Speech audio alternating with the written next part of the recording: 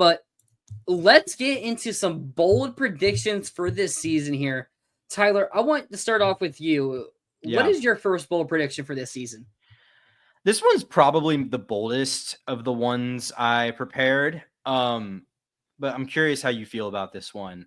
I'm saying Florida has a 1,000-yard receiver this year. Ooh, okay, I like it. Florida hasn't had one since 2002, I want to say. I think it was 03. It was either 02 or 03. Regardless, it's been at least 20 years. I think the talent is absolutely there. I think Lagway gives you the potential. I think the biggest hurdle here is just that the target spread is probably going to be a limiting factor for that. I think for this to happen, and kind of what I'm just banking on probably will happen, is it just one of these guys emerges as like a Lagway safety blanket, like a guy that kind of like what Elijah Badger was last year, but like even more so, like just like a guy that Lagway is going to look to like a lot. Like I think honestly, if one guy's going to, Ricky was very close. Rob, Ricky, I think it was like 35. It was even If less Mertz didn't get hurt, Ricky probably would have got it. Yeah. I think Ricky was literally like 35 yards. But yeah, no one in the urban years, no one on the 2020 team. Kind of crazy to think about. But yeah, I mean, I think if someone's going to emerge, I don't know. Like, I think the leading receiver is probably like conventional wisdom would say Sturdivant. I think if someone's going to emerge and be the 1,000-yard guy, I would probably put my money on it being Trey. I would have said J. Michael Sturdivant. It could easily be. If it's a volume based 1,000 yards, it'll be J. Michael Sturdivant. If it's a average like yards per catch 1,000 yards, I think it'll be Trey. Does that make sense?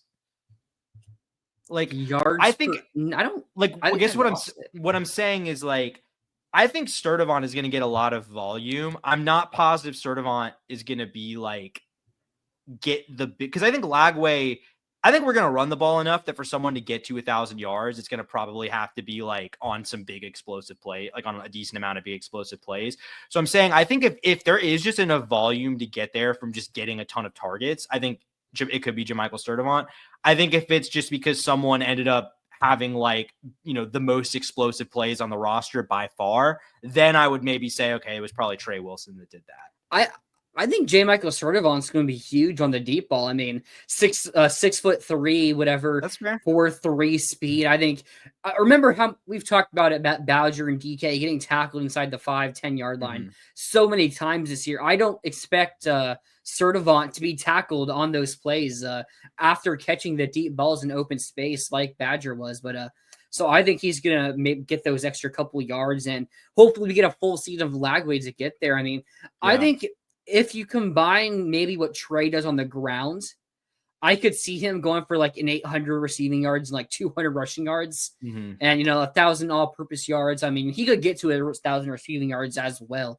I mean, I expect to have a really good season there. So I wouldn't be shocked if it's him, but I would probably go J. Michael Sturdivant because I expect him to be a full, true receiving threat, and I'm really high on him.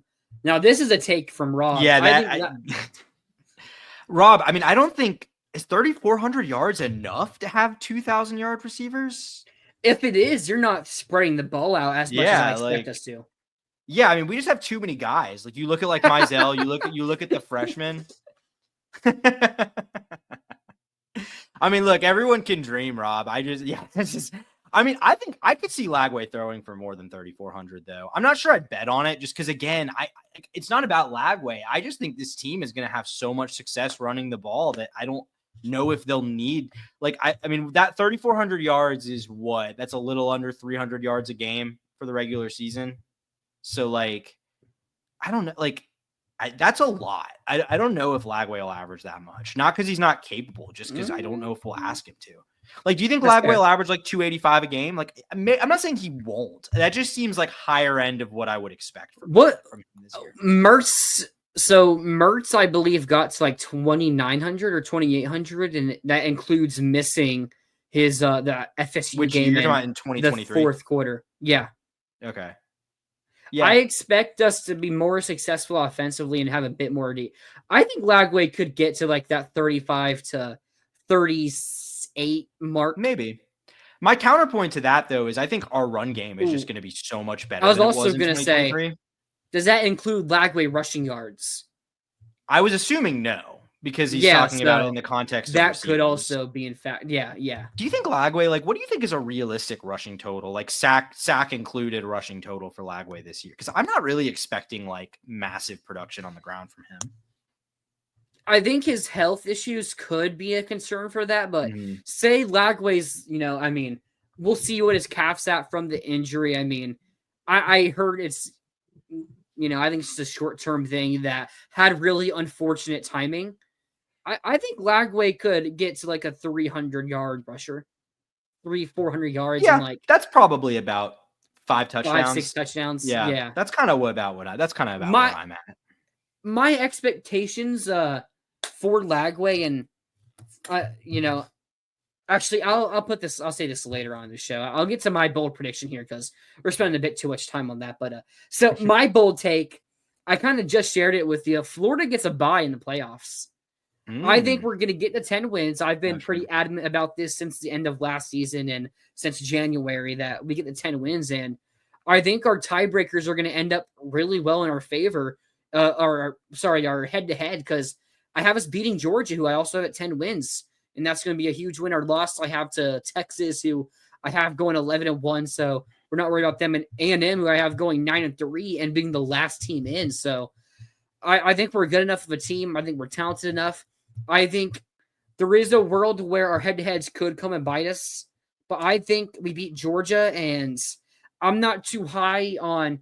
I also have Miami going 10-2. They were my first team out in my playoffs, so us having that tiebreaker over them. But I've said it. I have us losing 2 games. Now that could be any 2 games on our schedule. I mean, not any two, but of those like 7 games that are going to be tough opponents. Like I think we could go 5-2 in any of those games there. So maybe some of the tiebreakers are sorry head to heads change up a bit, but I think Georgia's that one that really pushes us over to get that first round bye.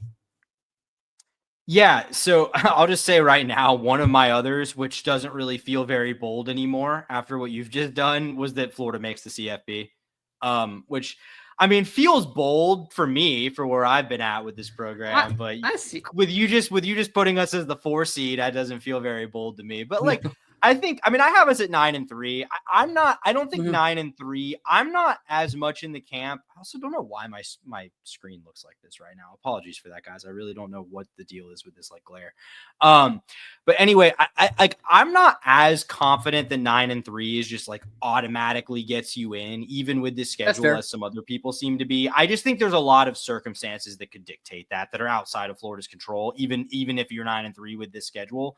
But I think it probably does. Like I think I would Yep. certainly say you're more likely than not a playoff team if you go 9-3 with the schedule, unless it ends up being like a surprisingly bad Georgia team. A&M isn't good at all. Miami isn't good.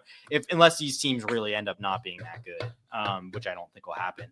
So yeah, I mean, I've got the Gators in the CFP. I think probably I would have us more. I would say like I envision a season where we're probably going on the road to another campus game for the first round.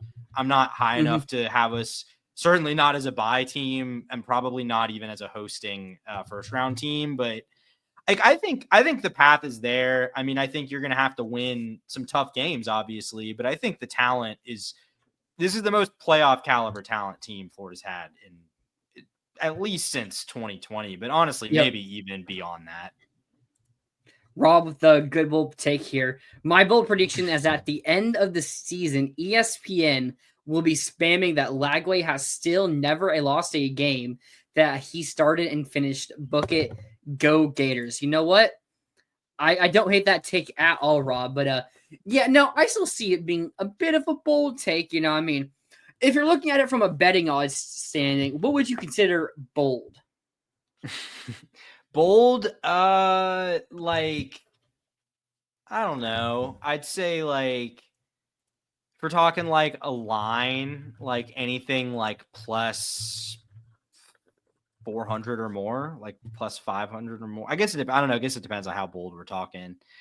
I mean, I just think this is like a pretty obvious monkey claw or monkey paw situation where that stat remains true because Florida loses like 3 games in which Lagway gets banged up in the middle of them and doesn't finish them. But I'm not sure. Like, I think that's probably more likely than the 12-0 scenario. The Gators are plus 300 to make the college football playoff. Okay. So that's honestly that's actually pretty, that's really not bad. Like, that's like, those are pretty decent odds. I'm surprised about that. If you look at it, there's 12 teams that are going to be, favored to make it. That's like how that would work, right? I mean, yeah, 12 teams got to make it. There's going to be teams heavily favored, and there's going to be some teams that are 50-50, 51-49. Mm-hmm. And Florida's in that next group right there from like 13 to 20. So plus 300 is about kind of what I expect, honestly. Yeah, I mean, what's the Vegas win total at? 7.5? It's at 7.5, yes. Yeah, so I mean, that's a little ambitious for a team with a 7.5 win. I mean, Alabama's win total is like 9.5 or something, or like 8.5 at least. 9.5. 9.5. That's what I thought. So yeah, I mean, like, that is a little surprising. Like, because I think the national view of the team is pretty high. Like, I think most people like putting Florida in the top 20 of your rankings is like a no-brainer. Like, it's something everyone's doing and doesn't feel like a bold take when anyone does it. No one feels the need to explain or justify it. Like, that is just kind of in like the zeitgeist how people look at Florida. So it's not ridiculous, but it's just like, given the schedule, given the Vegas win total, that is a little surprising to me. Michael, we will lose 1 game to South Florida. I will say I'm a little more nervous, isn't the right word, because I'm not nervous about South Florida. I think that game is going to be more of a challenge and tell us more than I initially would have wagered like a couple weeks ago before kind of learning a little bit more about that team, which we'll get into. Hey, South Florida opens up the season Thursday against Boise State. Intriguing game. Really interesting game. I mean, they might get killed, so maybe not, but we'll see. All right. I guess my second bold take here. I just had it and I just lost it. What was it? That's it. Jaden Woods leads the team in sacks. Wow. I feel like there was another clip of him that went around with him working on the dummies and everything, and it's like he just looks so smooth. His strength is there. Like, I feel like he might be the most talented edge rusher we've had since Carlos Dunlap or Dante Fowler. Dante Fowler. Yeah, I mean, at least Dante like, we've Fowler. had good edge rushers. I mean, Jonathan Grenard was like just named the top 50 player in the NFL. So he's obviously a really good player, but I mean, he was here for 1 year, and it's like, I don't know. He wasn't a first round pick good. I think I said it when Jaden Woods committed. I said he was the highest talented player. I said he had top 5 NFL draft pick potential, and everything that's been said about this kid here, I usually don't value too much what you do in your freshman season. Like, unless you're just astronomically bad or, astronomically good. I'm just like, hey, you have a good freshman year, or if you don't really do anything, it's like, your first year in college, you're just developing. But from everything that's been said about Jaden Woods, I feel like if he doesn't have like a good year for any college player, I feel like it'll be a letdown. I mean, everything that's been talked about him being a unicorn, all of the work that he's put in, it just feels like that Woods should have a really good season here. And I think there's a world where he gets to 10 sacks. I mean, I like where your head's at. I mean, I love the potential with Woods. I think he's going to be really good. And I think he's going to be good this year and will play a role in the rotation. My problem with that is that just like, who's he taking the snaps away from to see enough playing time to lead the team in sacks? Well, here's the thing. The edge room can all move around. When you have obvious passing downs, you're going to be playing 3. You're probably going to be playing like 3 edge rushers. And it's like someone's going to move inside. I mean, we talked about it with like how last year Cersei would play snaps at nose tackle, and you can move McCray in there. You can move Sapp in there. I mean, I don't think Woods is going to be going inside like that, but like I think he's someone that's going to be able to get those snaps. And LG McCray has that injury question, and I'm beginning to worry a bit about McCray and what he's going to be able to do this season. And honestly, I'm starting to think Woods is probably going to play more snaps than he does this year. And I think Woods could also. Are you saying that because of health, or what leads you to say that? So not necessarily the health keeping him off the field, but the health allowing Jaden Woods to take his spot. Okay. You're saying it gives Jaden Woods early opportunities that he wouldn't otherwise have? Yeah, I think Jaden Woods, I think he has the speed and athleticism where we play 2 mobile quarterbacks in weeks 1 and 2. And they could rest LG McCray to be healthy for the LSU game. So, we have more depth, and he's obviously a 5-star talent. We hope he's a good player. I think he could get a couple sacks in those games. I expressed my opinion about LSU, Jarrett Nussmeier, and that LSU offensive line. I think he has a perfect opportunity to go there and get some sacks. Arch Manning coming into the swamp with a new offensive line. I think that's opportunity to get Marcel Reed with now A&M's offensive line's really good. I just think we're going to I guess I can kind of encompass this into one. I think we're going to lead the SEC in sacks. Wow. And I think Jaden, we were second last year, so I don't think that's really a bold. It's not that bold to be number one. Yeah. There's just a lot of good front sevens in the SEC, so it's bold in that sense. But yeah. Yeah, so I think we have the schedule to do it because I worry about some of the quarterbacks and offensive linemen on offensive lines on our schedule. And I think Woods is going to have the playing time, and having other great players on your offensive line, allowing him to get less focus. There could be a point to where they're worrying more about him than they are worrying about the other great players on the defensive line. Mm-hmm. So that could come into a factor as well. But I think he's going to have that perfect opportunity to step in and make a huge impact for this team. Yeah, I see where your head's at, and I agree. I think he will make a huge impact. I probably wouldn't. I just don't really see the circumstances falling him into place to be that productive this year. But that's why these are bold predictions, I suppose. So Rob, I thought LJ was moved to end, and no, so LJ actually moved from that at D end, could play out the tackle last year as well, to now being a true jack. Now they all can play end jack. A little bit can play also defensive tackle as well if need be, but LJ is more focused at being a jack right now. Mm-hmm. I guess I'll get into my next bold prediction. I already mentioned the CFP one, but this one, so I've got us at 9-3 for my official record prediction with losses to LSU, Georgia, and Texas.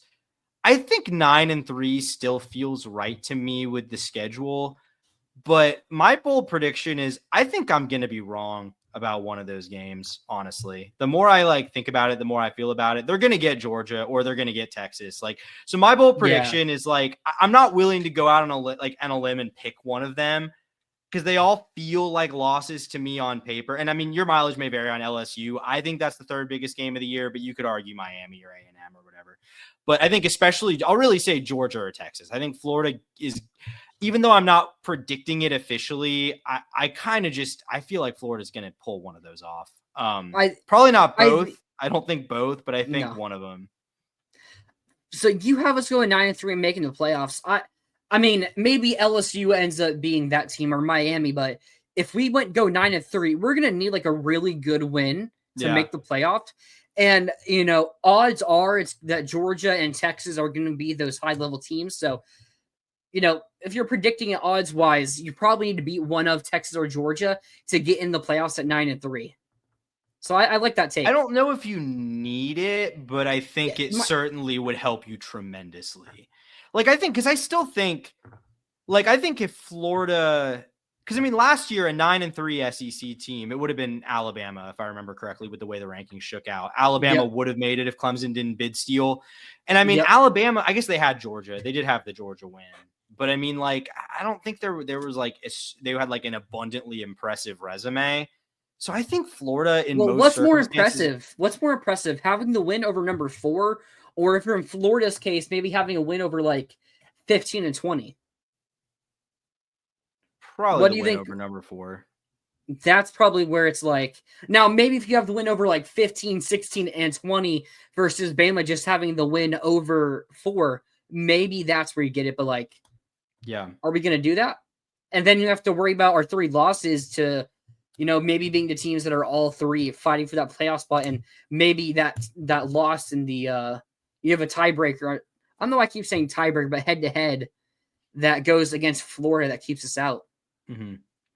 Yeah, I mean that's fair too. And just like kind of like sum up, like just the more I think about this schedule and look at this schedule, like I talked about earlier, like how games like A&M and Miami like just feel so must win just because of what else is there.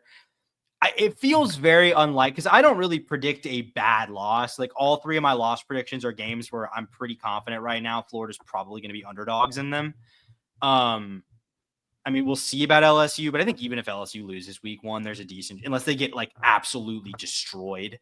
I think they'd probably, which maybe, maybe. I don't think they will. I think they'll lose. I don't think they'll get destroyed, but like, I think they'll probably still be favored in that game. But I guess the point I'm making is like, there's no way to me that Florida emerges unscathed from all those games that I think on paper they should win.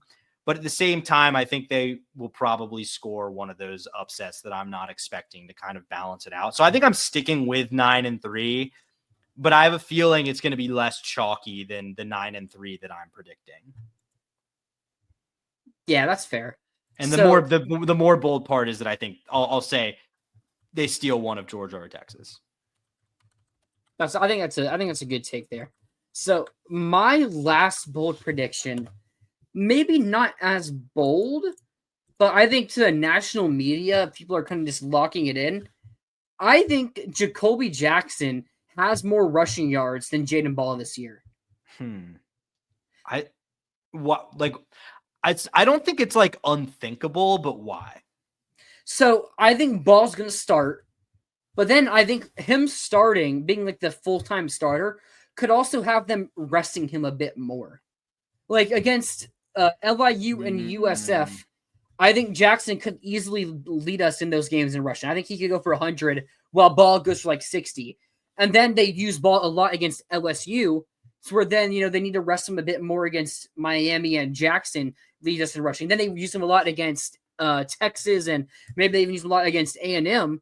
But then that Mississippi State game, I think Jackson's going to get a bit more carry. So it's like, I think in the big time situations, they're probably going to want to use Ball more. But I think in those other games, like the easier, like the maybe even Tennessee and Ole Miss games or FSU, I think Jackson could get a bit more carries while they rest Ball a bit more. So is your prediction that Jacoby Jackson gets more carries overall, or just that he does more with those carries against worse defenses and totals more yards? No, yeah, like I know you're saying yards, but you're not necessarily saying you think he'll lead in carries. Okay.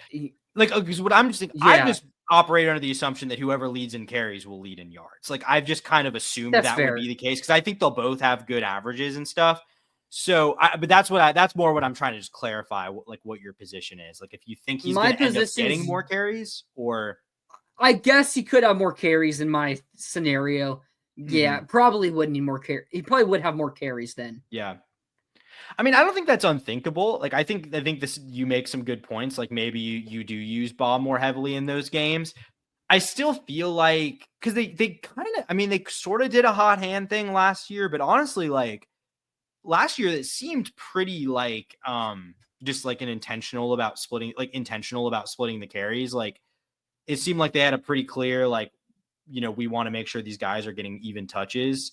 And I would kind of assume they're going to do something pretty similar to that this year. I mean, we'll see. Maybe one of them emerges, one of them looks better, and it could be Jacoby Jackson. I don't think that's like completely unthinkable. I would probably, like, I have Ball as my offensive player of the year, non-Lagway offensive player of the year. So I can't say that I completely agree, but like, I think that just goes to show why I'm so high on the run game and maybe a little less high on like the numbers DJ Lagway puts up, just because you have two guys who could legitimately be like individually the best running backs in the SEC, What about the take? We have 2 1,000-yard rushers. What do you think about that?